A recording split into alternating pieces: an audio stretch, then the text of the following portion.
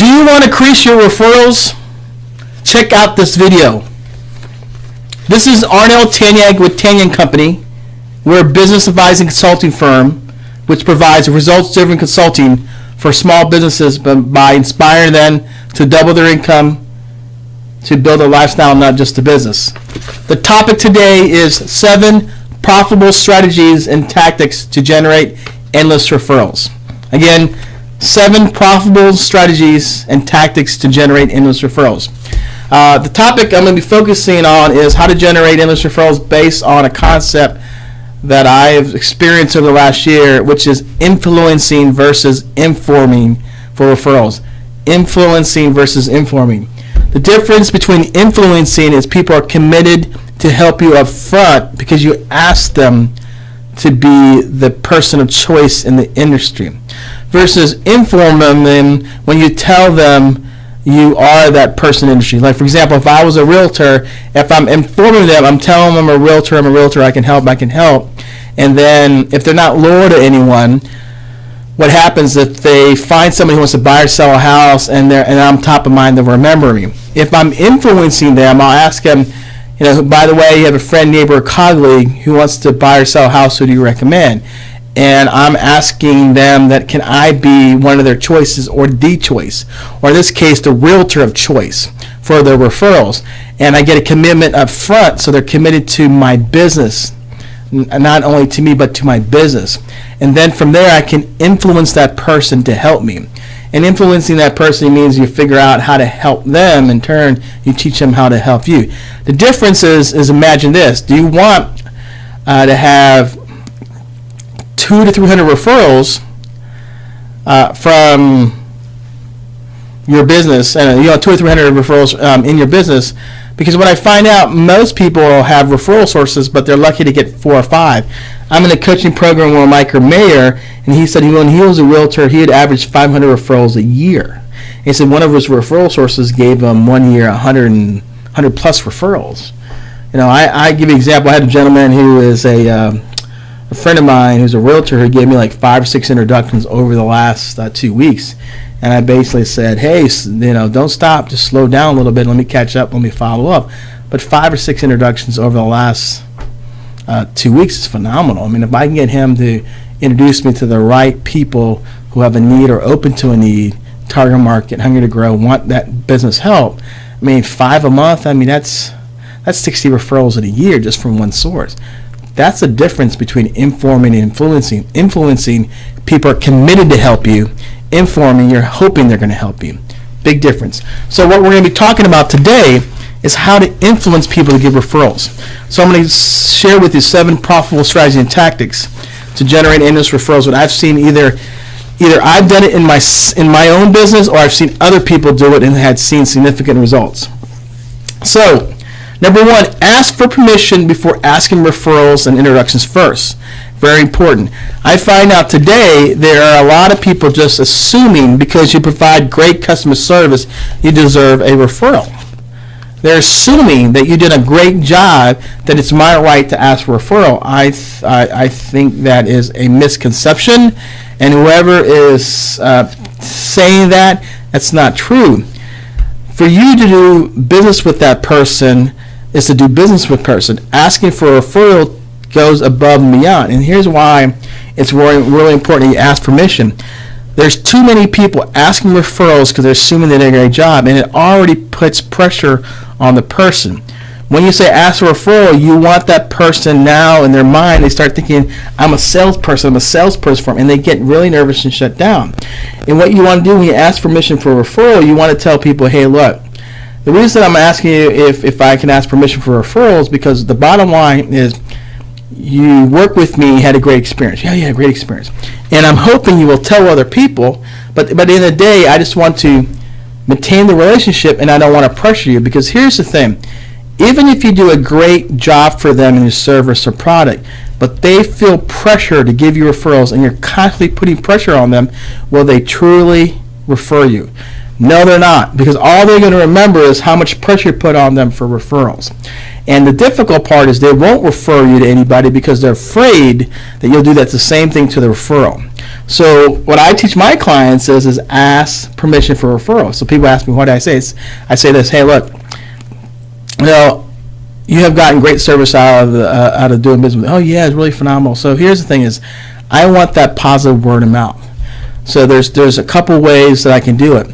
Is ask you to introduce people that can help me, and I find out people are in the middle, and that's option one. Option two, they don't want to tell anybody about me proactively, but if people ask, they'll say yes, hey, he's a great guy, but they may not tell them they do business with me because they want to keep me as a secret.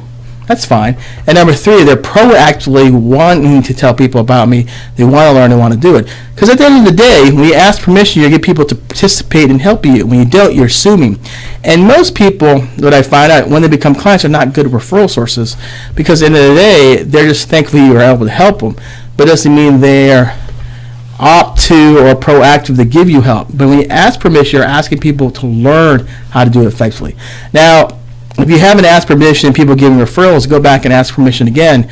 If they comfortable in introducing, because what you really do if you want to influence people, you want them to give you consistent business, not because they're feeling pressure, not because you ask them right there without permission. Yeah, you'll get referrals, but you'll get I call not low-hanging referrals. You'll get referrals that are not really good because they just want to give you a name or two just to get you off their back. When you ask permission, you're asking people to really see the value of you helping people. And I ask people all the time, hey, would you be willing to introduce me to people I can help? That you can introduce me that may need my service. And there's only three options. One, you're not comfortable with it and you don't want to be pressured. Hey, I get it. I won't do it again. I'll just ask you once a year, and when we do our review, are you open or not open to it? That's fine. Number two, I'm someone in the middle, depending on the situation. I don't know how to do it. I'm not comfortable. And number three is, I love to introduce you before I see the value. I have no shame. I'll do it. And the reason I give people an option of 1, 2, and 3, and people go, you're crazy of not pressuring for referrals. I said, look, the ones who I don't pressure referral and I give them out and tell them it's okay, people ask them about me, they and my company give positive word of mouth, and then secondly, they surprise me in a year with a referral. I never expected it. I had a client, I never asked for referrals. She's been with me 4 years, and she said, I've been trying to refer you people who haven't worked out, and she actually found somebody after 4 years working, and it looks like it's going to be a pretty good potential client. And that's okay, because here's the thing is, I want positive word of mouth. I want the relationship, but I don't want to lose that at the means of growing my business by pressuring my existing clients to give me referrals. I don't want to lose positive word of mouth. I want people to keep talking to me, but I'm not going to lose it as a result of pressuring people for referrals and introductions. Number two, don't use the word referral when asking referrals. Use the word introduce, recommend, assist, advise, mentored, aid, and help. And the reason you want to do this is because referrals have a negative connotation. It puts negative pressure on people when you're asking for a referral, because now they start believing that they're a salesperson. They have to ask the question, hey, do you need help? Or, hey, let me refer you someone, let me find someone who needs your service right there and then. They almost think you have to sell for them. And then secondly, you teach people to only look up to the 3 to 10% of people who are looking to buy from you. There's a statistic by the Ultimate Sales Machine, the Buyer's Pyramid. It says 3% want to buy now and 7% are open to it. So it's a total of 10 that are willing to do business with you. But when you ask people a referral, all they look for that is that 10% who said they're looking for a service or open to it. I believe there's a lot of people who need the service of yours, but they're not really sure they want to pull the trigger right now because it isn't urgent. When you ask for referrals, you're teaching people to look for people who are urgent to take action. When I tell people is you ask people to don't ask for referrals, ask for, again, introduce, recommend, assist, advise, mentor, aid, and help. And what that does, it takes the edge of referrals from them. It takes the edge of the word referral and allows them to ease in, and they have a little bit of comfort of looking and spotting people for you that could use your business. Because what you want to do is you don't want to create words that create a negative feeling or negative pressure on people when you're asking for new business. Number 3, develop a network of people who are loyal to and that you can influence ongoing base for referrals. And this always means that they're not always having to be clients. Sometimes the best referral sources are non-clients. And I know that. I mean, I do get referrals from clients, but I get more referrals from people who are in the B2B market, more still selling. Some of them are clients, but a lot of them aren't. Because the idea is to get a consistent business from people who believe in what you do. And I'll give you a category. When I build a network, I'm looking at people who are loyal to you, loyal to me, and is willing to learn how to refer and introduce me to. So let me give you that. I look at certain categories. If they're in the same target market I serve, or they have a hungry to grow, they have goals and objectives written down, and then they want to build a network. They want to network. They want to build a network where they can refer or introduce people, or at least have the ability of knowing the value of that. They value my service. They understand what I'm doing. They evaluate it, and they see me as an expert. So when I develop this network, I'm developing what I call a generosity network that are generously open to help me, and I'm generously open to help them. But the bottom line, they're loyal to my business, and they see me as an expert. So imagine in 6 months, would you have a network of 20 people giving you referrals or introductions on an average of 1 a month or 2 a month per person, or would you rather have a network of 40, 50, 60, 70, 100 people that only get 10 referrals total? See, when you build a generosity network of influence, you can average about 15, 20, 30, 40 referrals a month or introductions, just solely because you influence people. If you're just informing people, the referrals will come when they feel there is a need, because they found somebody that's popped up on their radar. When you influence people, they're really looking out for you. Number 4 is use what I call an impetus event. IMPETUS event. An impetus event is a event utilize a driving force to increase your success in either business development or improve customer retention. They're used to develop new clients, deepen existing clients, expand to a new level. But the difference with these impetus events, they can exponentially produce results in time and money. They can be either simple or complex, social, professional. The impetus event is different from an ordinary event because they're designing from finish to start. So, for example, all my impetus events are designed to produce referrals, or they're designed with an end in mind. Most events are designed from the beginning to have, we have this event, we want to throw an event. The impetus event is designed to produce a result. Let me give you an example. I had a realtor who we told her to go back in your database, look at the people who gave you the most referrals in the last year. Found out it was 6 couples. I said, well, let's do a tides box. Invite those 6 couples already referred to, tell them thanks for coming. The reason I'm inviting you here is because each of you have given referrals. I want to thank you, and I also want to let you know that if you know anyone else that we can help, we would really appreciate it. And we just want to thank you for these introductions, and we're hoping to do this again in the near future. Well, she had 6 couples there, including her, which totaled 7, and a tides box split the cost between her partners, our vendor partners. I only had to pay $200, and then they get in 6 referrals, closed 5, and made about a $30,000 commission from those 5 referrals. $200 investment, $30,000 commission.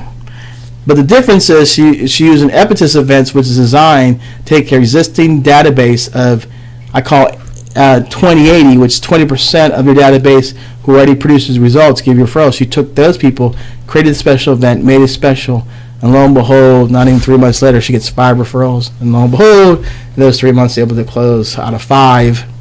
Out of 6, she closed 5 and made a $30,000 commission from that. Amazing event.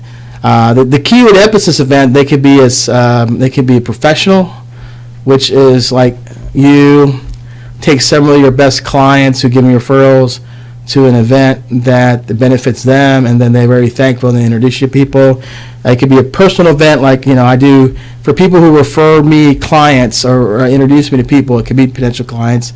Occasionally I will invite them to a vodka tasting and light hors d'oeuvres type of event. I pay for it, and it's just barely thanking them for coming. it works really, really well, because at the end of the day, what happens is I'm reinforcing and showing appreciation for them introducing me and referring me people, but I'm focusing my effort on them because they're actually doing what they're saying they're doing, and I want to reward them, not incentivize them. The key with emphasis events is that what you really want to be careful of is, I see a lot of realtors and mortgage people doing events to their client base, and they want to invite their clients, but the number one complaint is, my clients don't give me referrals. They go eat my food, refer me, because you're inviting the wrong people. There's nothing wrong doing client events, but you have to have a mechanism to convert those client events into people who want to refer you. And one of the ways you do that, you create a door prize entry form that says, hey, this is the year I want to help you. If I help you, you can help me. So if you would ask, what are your number one goal, professional objective you want to accomplish this year? And in turn, would you be willing to introduce me to a friend or family member who wants to buy or sell a house? Please put yes or no. And if you put yes, we'll go ahead and no, we'll follow you. So you create a form like that. So what happens is you're taking that client base, yours, and qualify them, see who want to help you. And then what you do, you take the 20% of the people who already give you referrals, you do activities of that, you want to qualify them, just make sure they're loyal to you, and spend more time with them, because if you spend more time with your 20% of your database who gives you most of the business, they're going to give you more referrals. So you have to distinguish between working your client base and working that 80-20, which is 80% comes from the 20% of your database, and if you keep a list of those people, you'll know. And the key about these emphasis events, they deepen existing relationships, they get introduced to target market buzz. So, like, I've seen events where you take your top 20%, you tell them, hey, we're going to do a special event, but can you bring a guest that benefits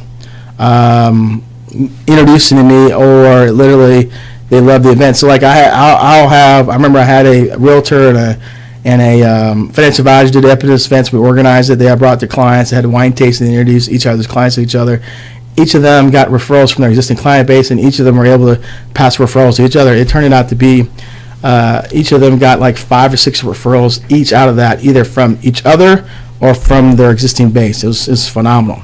So you do those type of events. Number 5, join a networking organization, which is target market, that's either personal or professional, that you can get involved and meet the right people. The criteria should be, there should be committees, professional meetings and socials, and some form of communication among its members. They have to have 2 or 3 of this criteria, so you can actually meet the people. And the most important thing, it has to be target market. When I pick events, I look at that, because if I have 3 of them, I have a pretty good chance to influence and form to meet the right people. But there are so many great organizations, and I break them down into 3 categories. Categories 1 is free, and I don't go to many of those anymore, because it's you get what you pay for. I mean, there's some great people there, but they're not established businesses, and they don't really want to or don't know how to, and you can't always help them. Number 2 are these professional organizations that are designed to network, like BNI, Profit Partners, FB, Quid Pro Quo, even BizConnect. If I had to choose one of the best, I look at BizConnect, because they do a good job connecting businesses together. And that's what they do. They do a phenomenal job. And then the third one is professional organizations. Like, if I was a business who wanted to target resident property managers, I'd probably join NARPM, National Association of Property Managers, and I would join Hampton Roads Realtor Association and be part of the Property Management Council.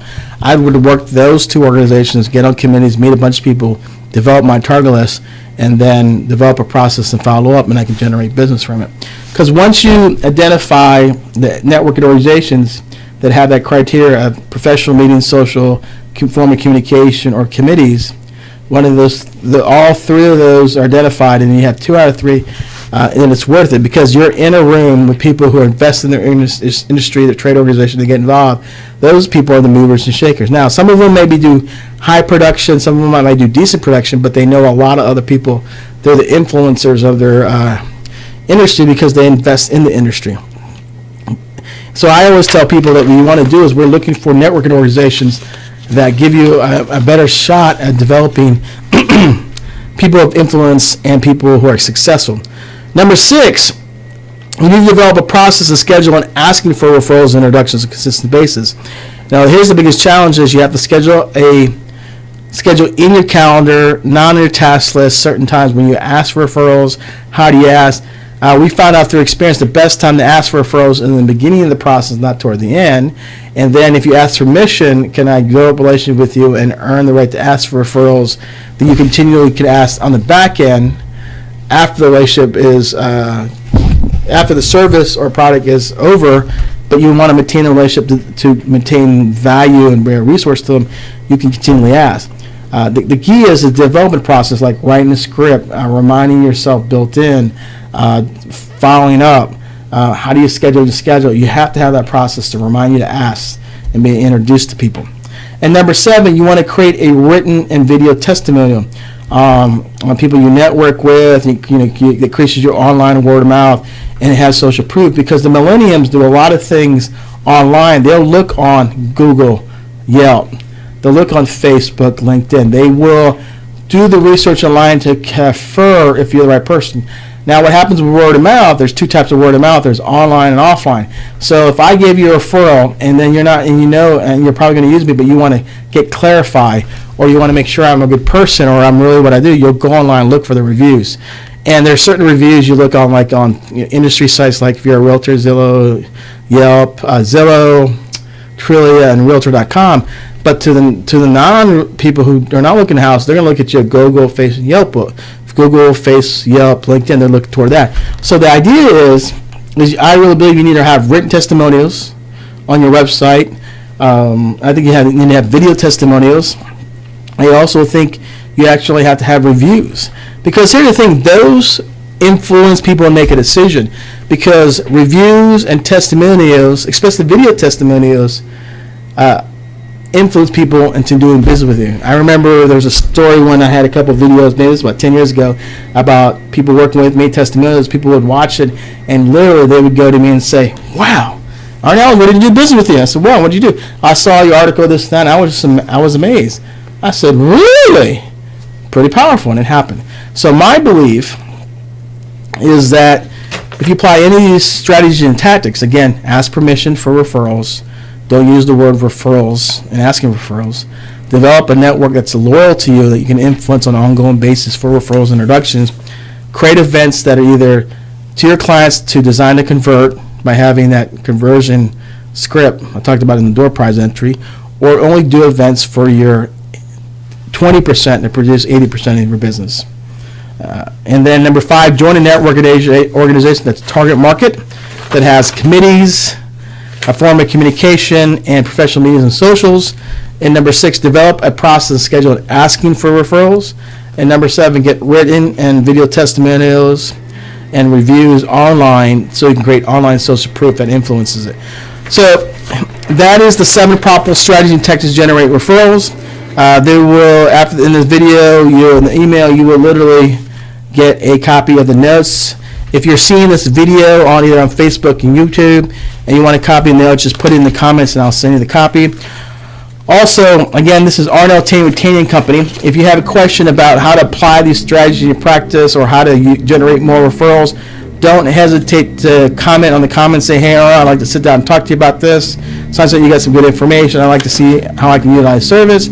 Or you can always call me on my office line, which is 757-752-8169. Again, this is Arnell Tanyag, Tanyag Company. Thanks for watching, and I hope this is beneficial and help you generate endless referrals. Thanks.